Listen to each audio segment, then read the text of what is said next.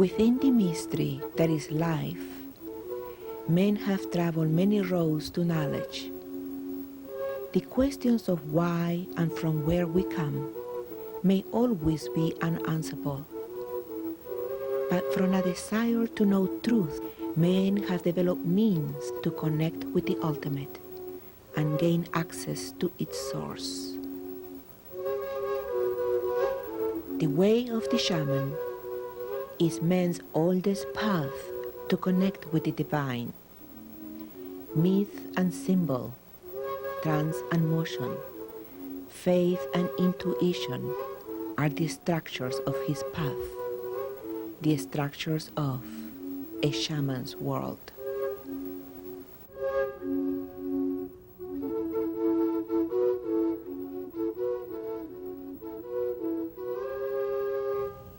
My name is Rosita Merrick, and I would like to introduce you to the world of a shaman. I was born in Peru and raised in the shamanic lifestyle of my people. I spent most of my adult life developing and utilizing the tools that are learned during childhood. I also hold a PhD in psychology and blend the insight of both cultures into my practice.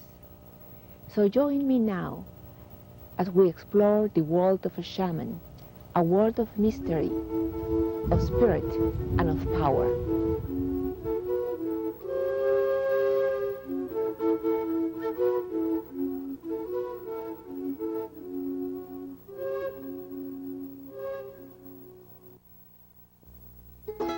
Today, we are living in an age of technology, a time of rapid scientific advances, and the creation of many items to simplify and enrich our lives. However, in order to arrive at this evolutionary stage, we had to sacrifice to external organizations, religions, authoritarian philosophies, and status items. All of these remove us from our inner resources, the knowledge of the sacredness of our individual purpose, and our connection with our source of creativity and inner power.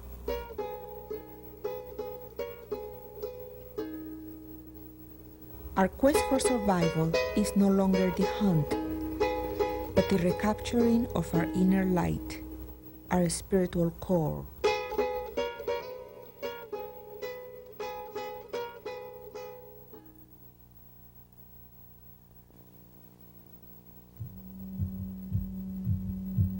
The word shaman comes from the Siberian word meaning shaking men and refers to the shaking many exhibit during certain trance states. But shamans, as a general term, are known by any number of names depending on the culture that he or she is from, such as medicine man, curandero, and witch doctor, just to name a few. The shaman derived his techniques from an intimate knowledge and relationship with both the everyday tangible world and the intangible inner realms. He had a multifaceted role, functioning primarily as a healer, but also as a creator of ritual, an interpreter of dreams, and a mediator between the worlds. His most important tools are the techniques which allow him to alter his everyday consciousness and enter the twilight regions where his consciousness merges with the unfocused world of dreams, visions, and myth. It is from these journeys between the inner and outer world that the shaman received his knowledge and power.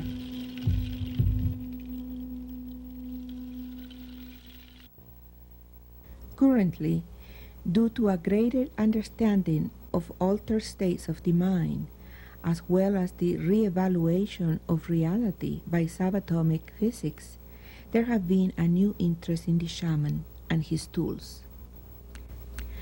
What used to be passed off as superstition or psychopathology now is being seen as a fertile area for understanding the potentials of men.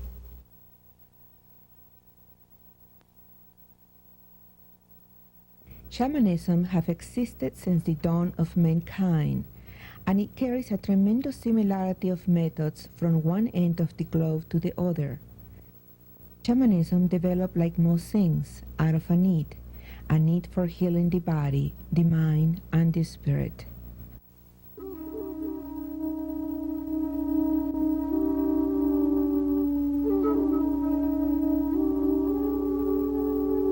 The word healing have a much broader significance to a shaman than just physical curing. To a shaman, healing means making someone well in all levels. In a shaman's world, all physical illnesses are materializations on the physical level of something that have already taken place on the spiritual level. It can be said that shamans are truly the predecessors of modern medical psychological doctors and spiritual leaders.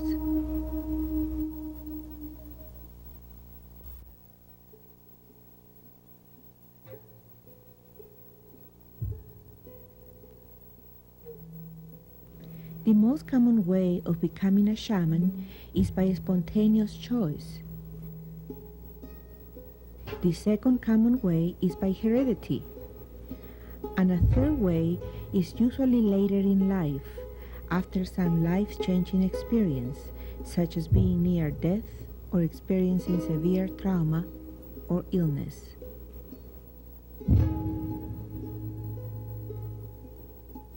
Once a shaman has acknowledged his calling, he begins to live in a solitary world of spirit, a private world of his own, using as a context the deeper structures of his mind. He then begins his period of silence. By silence, I don't mean necessarily remaining mute. I mean a period when the shaman goes within and develops a relationship with his soul and spirit world. He excludes himself from most normal community activities and pressures. The community sees him as different, a chosen one, and his silence is respected.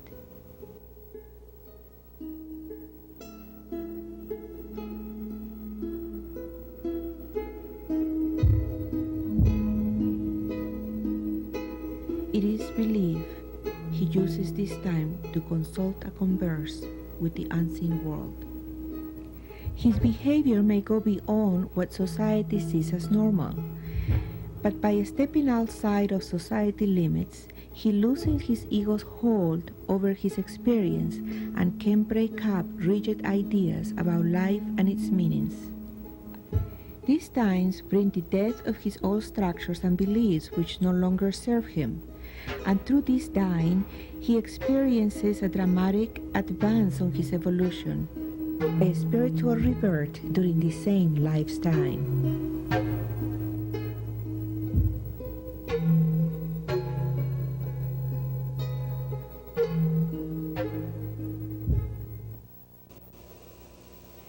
A shaman's path stresses balance. He faces the duality of life and seeks integration. He seeks a thorough understanding of good and evil. He comes in terms with his God-like self as well as his shadow self, for it is only through that experience that he is able to heal.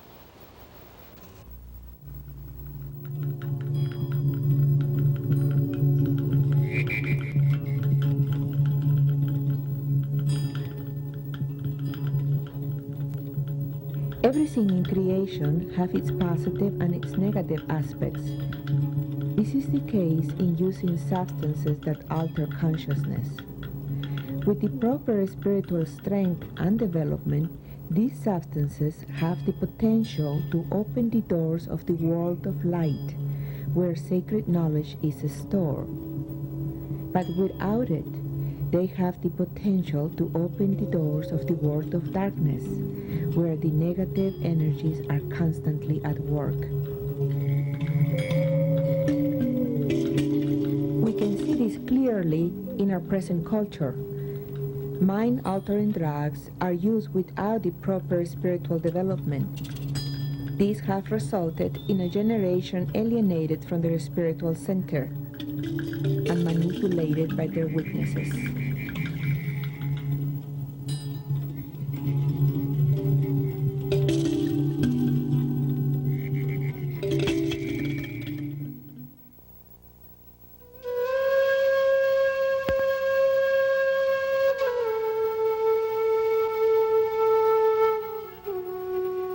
During his period of silence, the shaman takes an inner journey to the world of light. This is the time when he disconnects from the mundane and connects with the divine.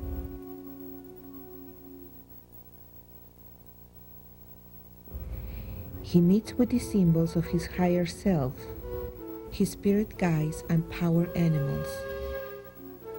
He is assisted by these energies in the inner worlds.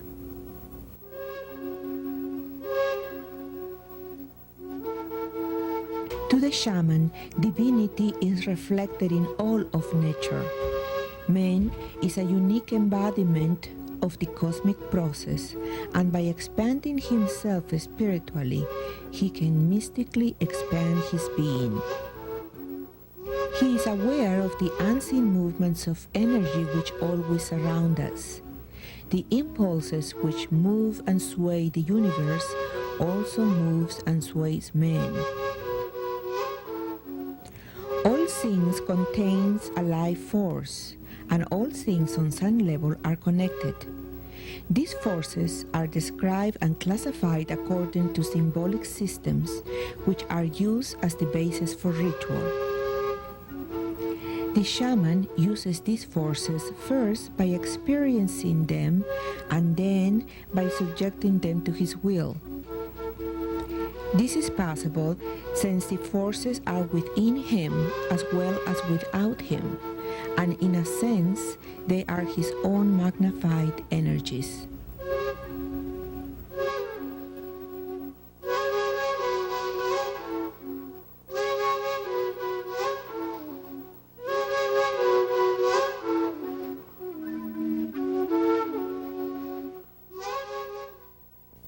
Modern physics have taught us that our material reality is a matrix of vibrating energies, which creates what our limited senses interprets as solid matter.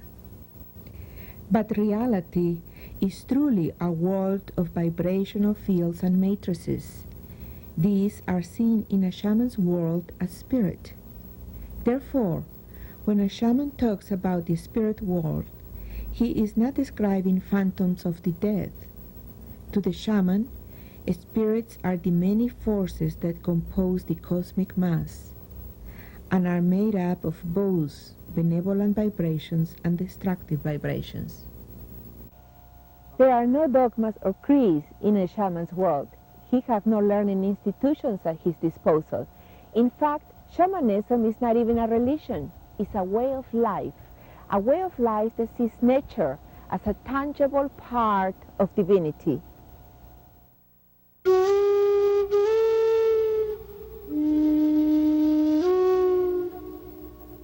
Through the language of myth and taboo, the shaman creates a bridge and connects with the other worlds.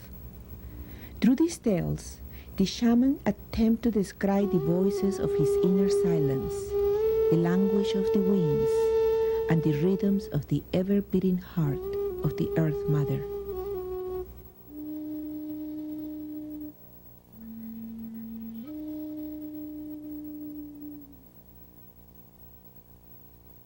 Western men have become accustomed to acquiring his knowledge secondhand from an ever-growing number of professionals and experts.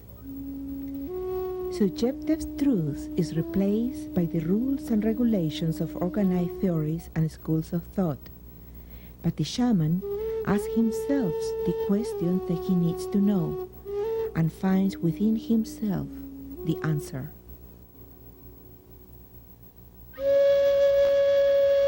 By focusing only on the rational mind and intellect, man risks ignoring his spiritual potentials.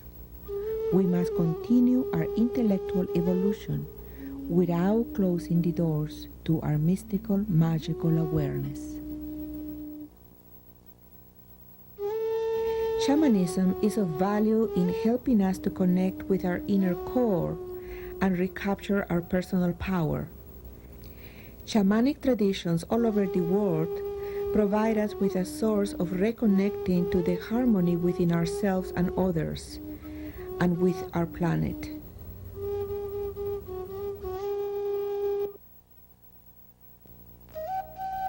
Mankind lives in a world of symbols. They range from words and sounds for communications to the deeper needs symbolized by status symbols, goal completions, and approval needs. We are surrounded by the symbols of our culture and times. The shaman surrounds himself with symbols which represent his life in other dimensions and act as a kind of psychic link to those experiences. Objects of power are symbols of what we want to connect with. There are no rules on what a symbol means. It is very personal and arises from one's own core. The power of a symbol lies in its significance to the shaman and acts as a representation of who he is in the spirit world.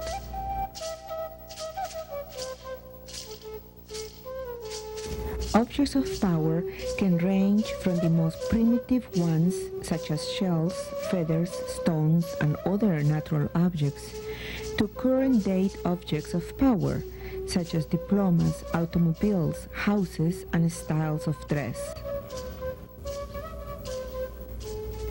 Power animals are especially important to the shaman, for although men have evolved the intellect, there are still many virtues better represented by our animal brothers.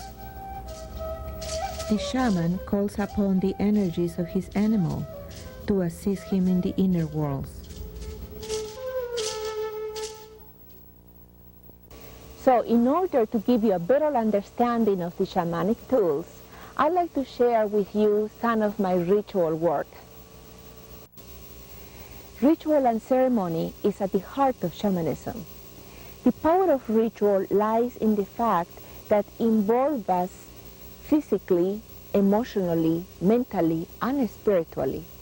And when all of these different parts of ourselves network at the same aim, it makes a powerful implant in our unconscious. Through ritual, we create a separate time and a space, not only to ask for the things we want, but also to acknowledge our accomplishments. Please feel free to try these rituals for yourself. The world of a shaman is everyone's birthright.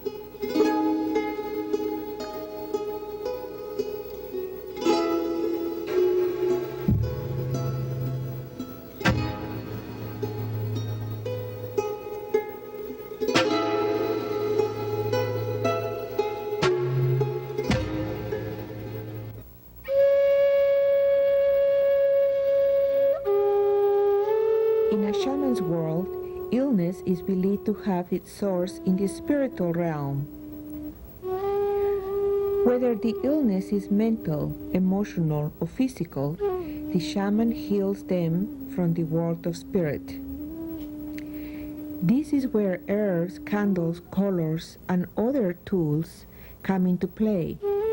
Every seeing has a spirit, just as every seeing has its own vibrational frequency. The shaman uses these to fight the infirmities of the patient's body or mind.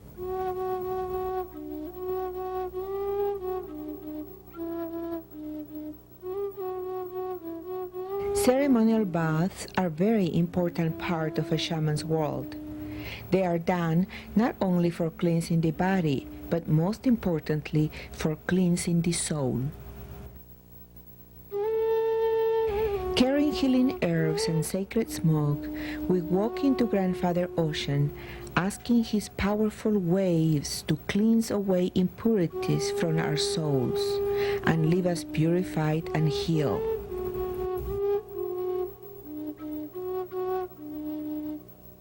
We finish by giving thanks to the Great Spirit and Grandfather Ocean for their assistance.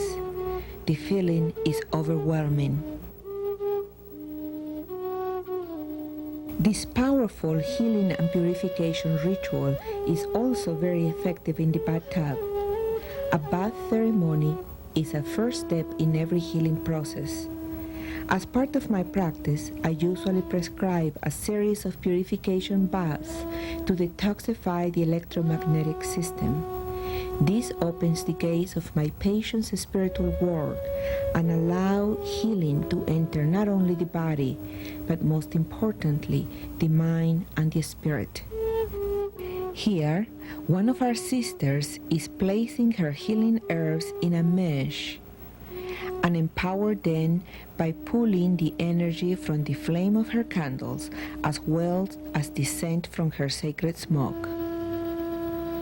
She have empowered her bath water with clays, salts, and oils, and have made a pouch by tying the mesh with a ribbon, using it to cleanse her aura with sweeping strokes. She then uses her herbal pouch to balance her energy. She does that by placing it over each of her sacred centers. She uses prayer, chanting, visualization, and deep breathing exercises. She have also brought to her bath a few of her power objects from her waka, and for tonight she have converted her bathroom into her private shrine.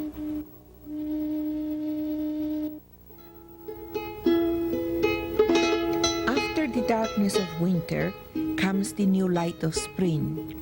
The rainbow is the reflection of the various vibrations of light, the blessings of Great Father Sun. And as such, each of the rays of color contain within a powerful healing force. We are taking time this morning to honor the magic of the rainbow. I bow to the rainbow, acknowledging its awesome splendor. Then I open myself to receive its healing rays and begin to gently sweep my rainbow around me. During the ceremony, I will establish communication with each of the colors of my rainbow, asking them to merge with me and fill my every cell with their healing power. I ask the color red to re-energize my blood and my muscles. I ask the ray of blue to balance my nervous system and keep them strong and still.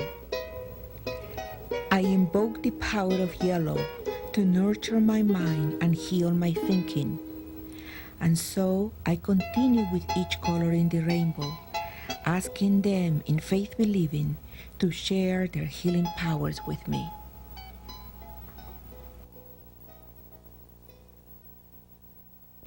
This ceremony is the culmination of several years of working through karmic lessons.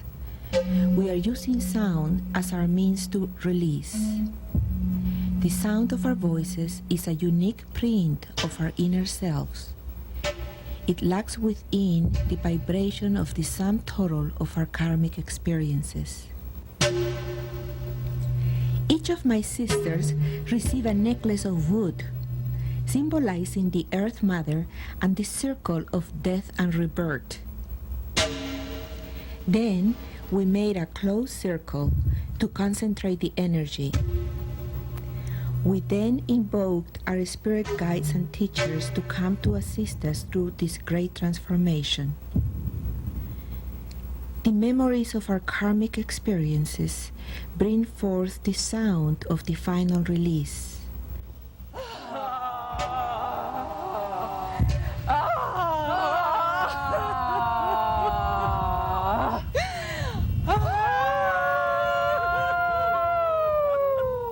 The sound contains the essence of both dying in pain and giving birth. The release is that of dying to the old and clearing the path to the new.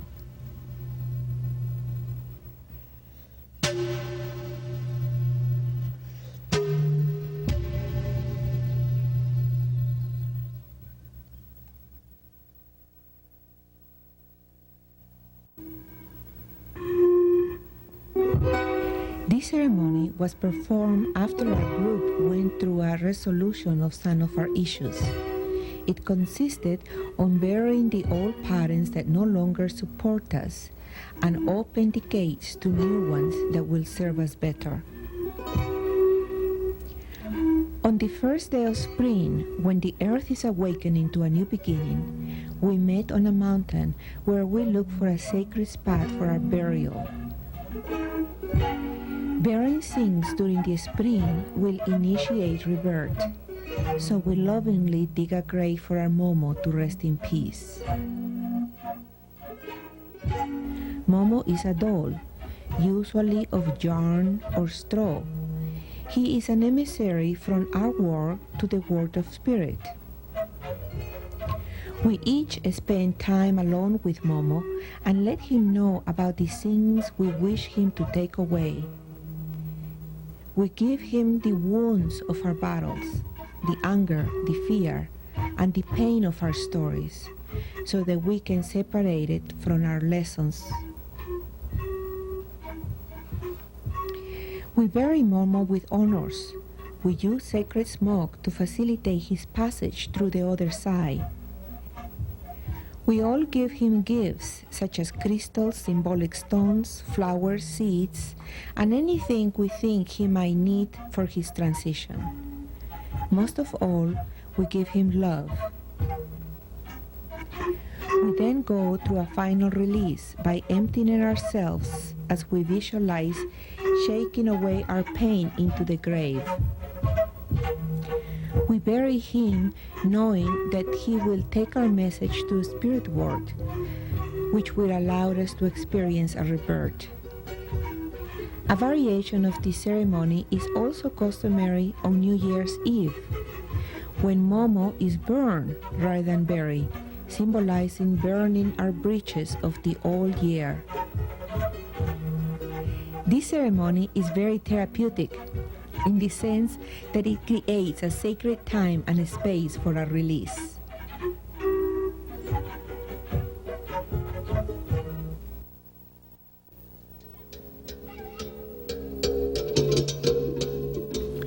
Smoke from sacred woods and herbs are a part of most ceremonial work. By burning these various natural items, we release the scent or the spirit that lives within them. Each particular herb or wood has a spirit with a quality of its own. For example, rue is considered the warrior of the herbal kingdom and is used for exorcism and purification rituals. Lavender is the messenger of guardian angels and spirit guides and is used to invoke their presence during ceremonies. Sage holds the key to the world of light. Her powerful scent will open the gate and let us in. Purification through sacred smoke is common practice in shamanic tradition. During a purification ceremony, we draw the sacred smoke with our hands as we call the various spirits that we have chosen. We then communicate with them through chanting and prayer, asking for help, for cleansing, for renewal, and for clarity. Through smoke ceremonies, we purify not only ourselves, but also our homes and our sacred tools. During this ceremony, we are purifying the many herbs that we will be using during the next few months. The herbs that fill the baskets will be used for healing pillows, water cures, sacred smokes, teas, and remedies. Because many herbs have been harvested and stored commercially, With no regard for their spiritual nature, their soul might be in a state of susto. So, during the purification ceremony, we call back their souls by acknowledging their sacredness, their purpose for being, their gift and their beauty, letting them know that they will be used for sacred work with great respect for their divinity.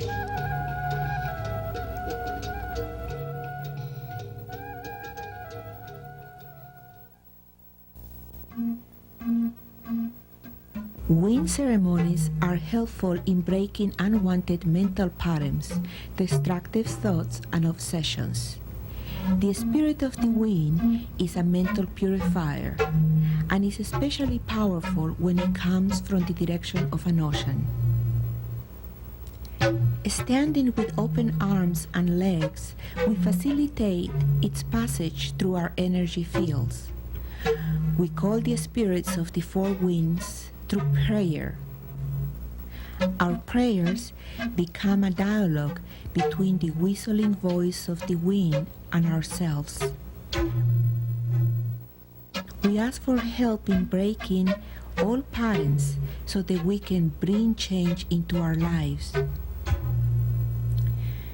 We release our resistance to growth and change, and visualize as we do the wind dispersing that which have been holding us back. Sometimes we find it necessary to help one of our sisters by concentrating our prayers and sweeping her aura with our sacred brooms. Wind ceremonies are basically surrender ceremonies, where the sweeping impact of the wind allowed us to get in touch with our willingness to let go.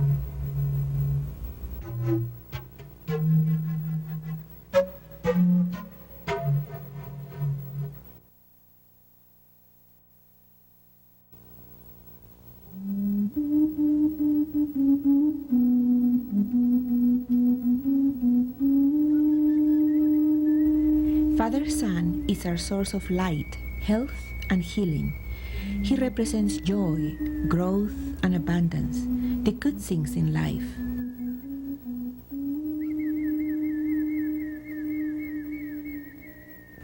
Drawing in the sun, bring his gifts into our lives.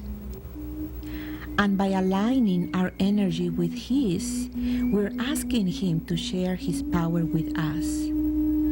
During this ritual, I am at the edge of a cliff, facing the Great Father. The extra effort of finding an appropriate spot to be as close as possible to the sun is important. This signifies my great respect for him, the sincerity of my actions, and my yearning desire to be at one with his healing rays. My dress is white, representing the totality of the sunlight. The multicolored scars in my hair represents the spectrum, which are all of the different vibrations he exudes. And so I am a mirror image of my Great Father, and like him, I will emanate light, health, and abundance. I tell him of my needs, my desires, and I share my dreams with him. As I do, I absorb his glorious rays, drawing them in with my hands and covering myself with his healing light until I become totally engulfed with his presence.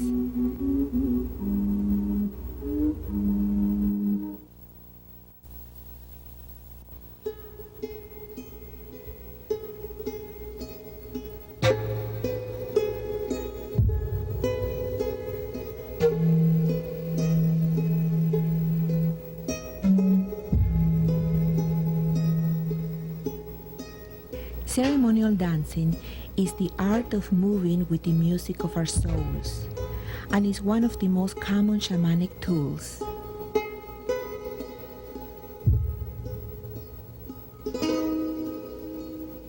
It has a wonderful quality for bringing the mind and the body into perfect harmony.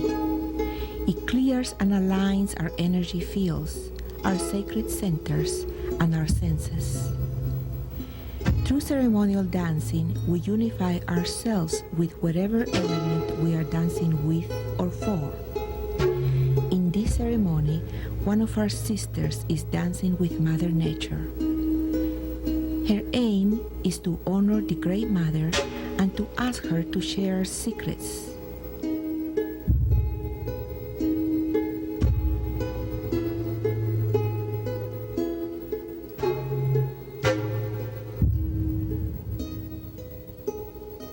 She is inspired by the shapes of the cliff, the roar of the ocean, and the healing rays of the sun.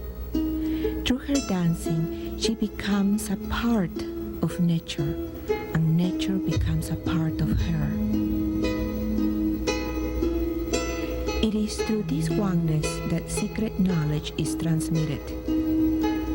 The ceremony takes her to a state of ecstasy, where she merges with the spirit of the butterfly. And for that period of time, she experiences the freedoms and the joys known only to a butterfly.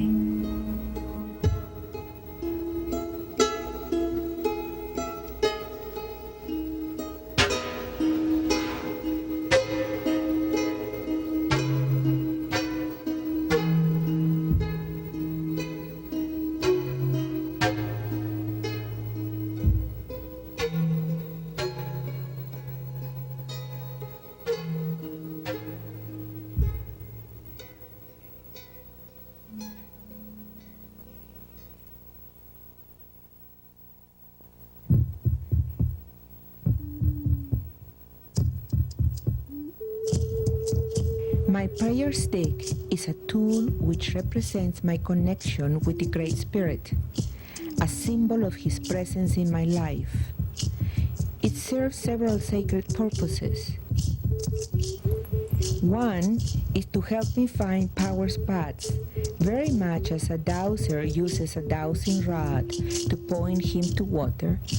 My prayer stick will point me to the perfect site for ceremonial work. It also serves as a tool for carrying my prayers to the Great Spirit. I begin by offering my prayer stick to the Great Spirit in a gesture of opening to receive answers. Holding my prayer stick in front of me and using it as if it were a telephone, I communicate to the Great Spirit my concerns and my questions.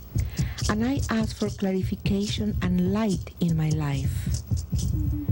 Through my prayer stick, I release my concerns to the Great Spirit and allow myself to be filled with the blessings of His answers.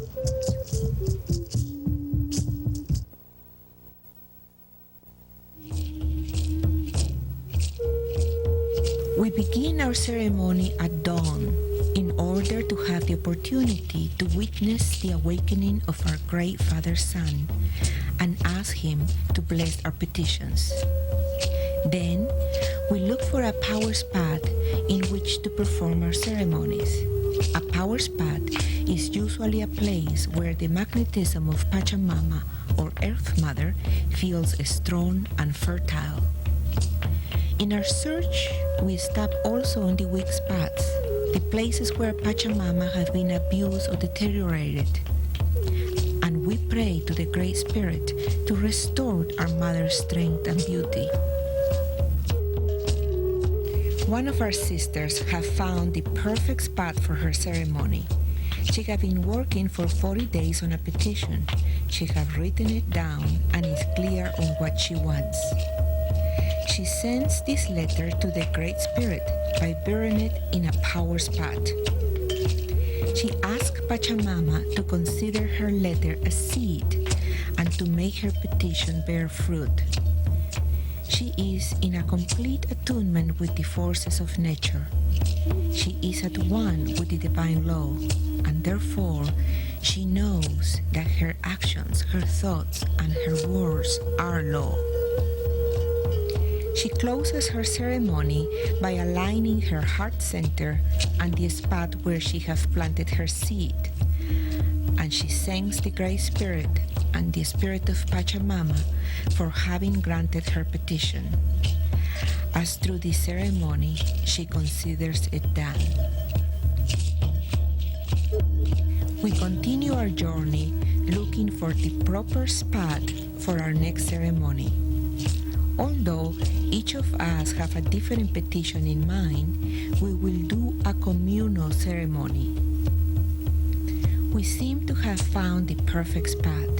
There, we will send our petitions to the Great Spirit through the spirit of Grandfather Ocean. Through chants and prayer, we have moved to the land of intangible realities. There, through our state of ecstasy, we have created an imaginary canoe with our praying chords. Using the powerful principles of acting as if, we embarked in our canoe, which will sail us to the sacred spot in the navel of the ocean where our petitions will be granted. We see many visions during the lengthy journey. Very much like dreams, the visions will reveal to us the obstacles we may encounter, as well as the many messages we need to know in regards to our petition. We leave our mental petition on the navel of the ocean, where our imaginary canoe have taken us. We journey back to our everyday reality, where we gather to give thanks to the Great Spirit. For we know that through our ceremony, our petition have already been granted.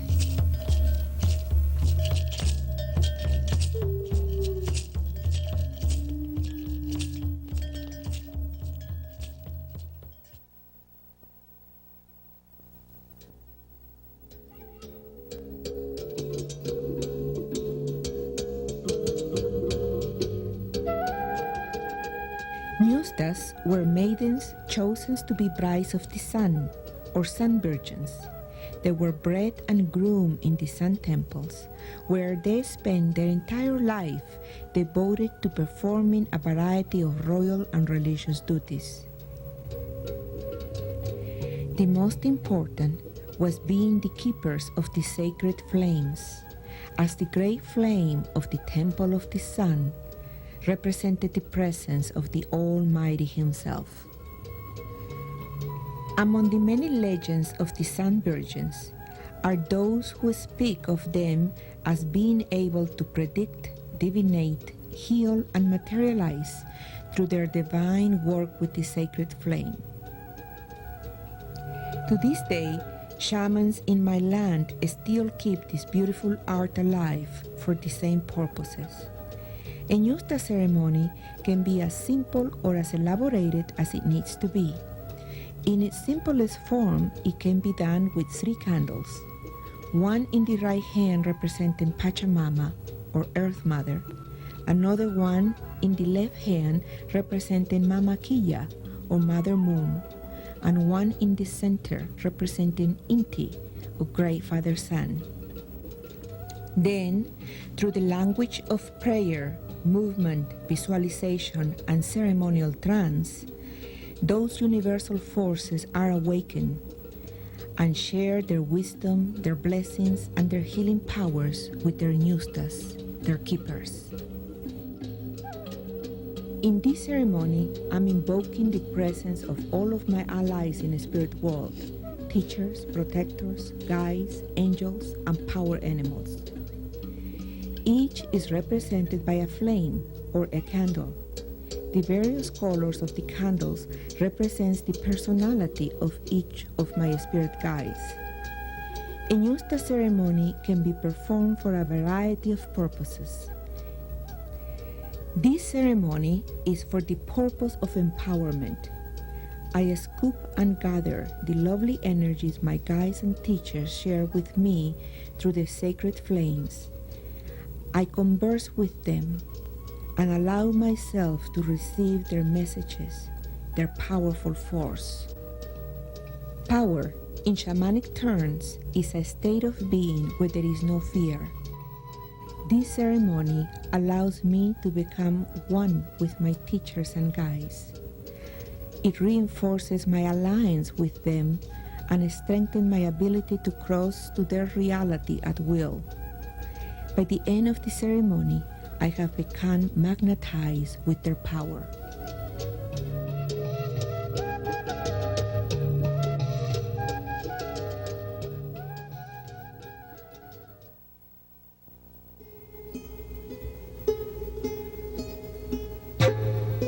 After several months of shamanic counseling and training, through which she has learned about herself, her powers, and how to use them to conquer her fears, our sister has proven herself efficient on the spiritual path. By efficient, I mean she is able to help herself and therefore help others.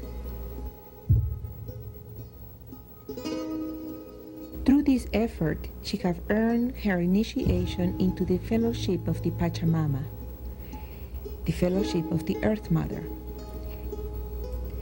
Her initiation means that she can now be a healer because she has learned how to heal herself.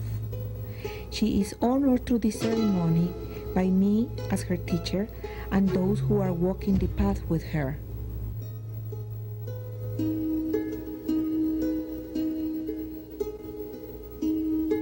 They all share their gifts with her. These gifts are of a spiritual and personal nature and hold the magic of the moment. As long as she honors and treasures them, she will be able to draw power from them. Then she is ready to receive her feathers. She receives a red feather for courage and determination, a blue feather for inner peace and harmony, and a yellow feather for wisdom.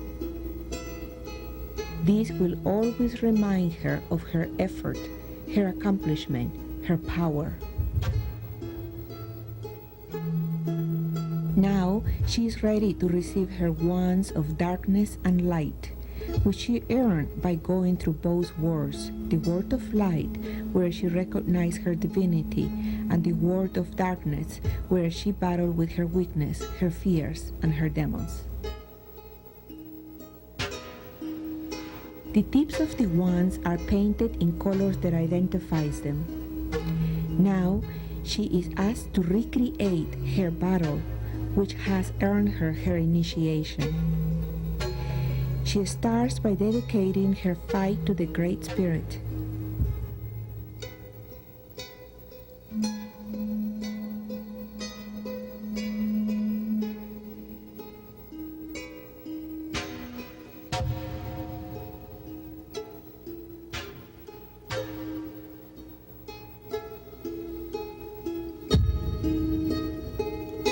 When she feels that she is finished, she will place the wands on a T position, showing the dominance of the word of light, and will finish the battle by placing both wands together, with the winning one right side up and the losing one upside down.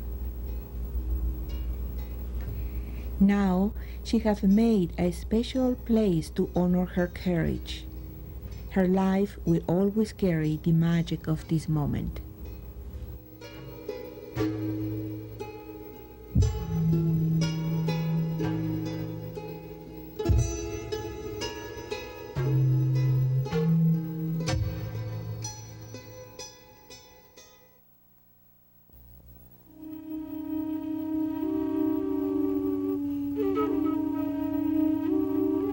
This is my waka, which is the Quechua name for sacred space or private temple, a room in my home dedicated to my spiritual work.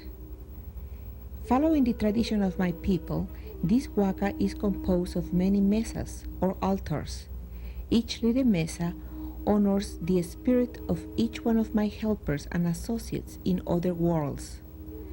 Their images represent their energy or spirit, very much as a Catholic church have various altars for their various virgins or saints. A shaman's waka honors their sacred images. In my personal waka, you will see the images of the three wise men in the center or heart of the waka. They represent the wise magicians of the Bible, who knew how to interpret the significance of the human affairs through the movements of the heavenly bodies. Therefore, my connection with them have to do with helping me facilitate my divination skills. Above them are two of my favorite tools for divination, my tarot deck and my crystal ball. On the left side of my waka, I have the images of Manco Capac and Mama Oyo, the first Inca and his sister wife, representing the great shamanic wisdom of my people, the Incas. On the right side, I have Chango and his mother wife Yemaya, deities that represent the shamanic wisdom of the African continent. In this same section, you also see a picture of Jesus of Nazareth, the great teacher of love and peace. On the lower left, I have the great Buddha, who brings to my waka the essence of Oriental wisdom. On the lower right, I have Solea, a 13th century gypsy queen, patroness of spells, magics, and incantations. Next to Solea is a special candle built after many years dedicated to honor the wisdom of the tarot. There are many kinds of mesas in my waka. Each of them honor an aspect of my spiritual life.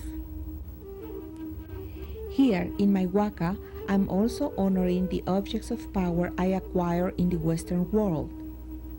These are my books, sources of intellectual wisdom and knowledge. And across from them, there is a mesa dedicated to my credentials, important objects of power in the Western world.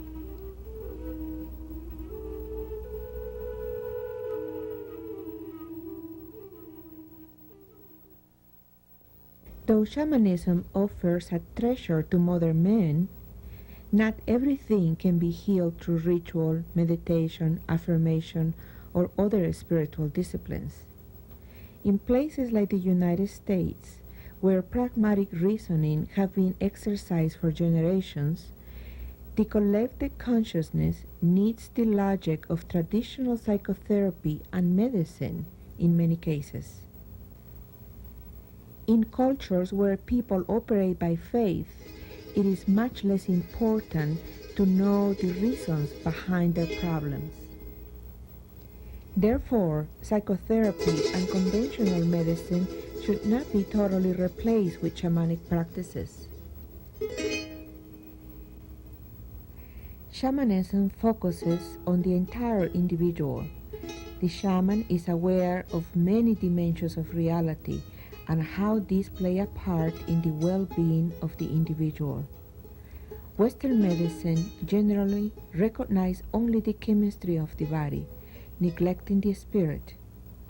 The shaman's role in human society crosses the limitations of time, space, and materialism to reach into the realm of spirit, the source of life.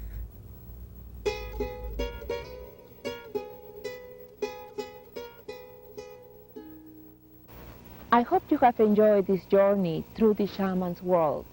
Although this is only an introduction, it is my wish that it has opened the doors for a better understanding of the shaman, his ways, his tools, and his world.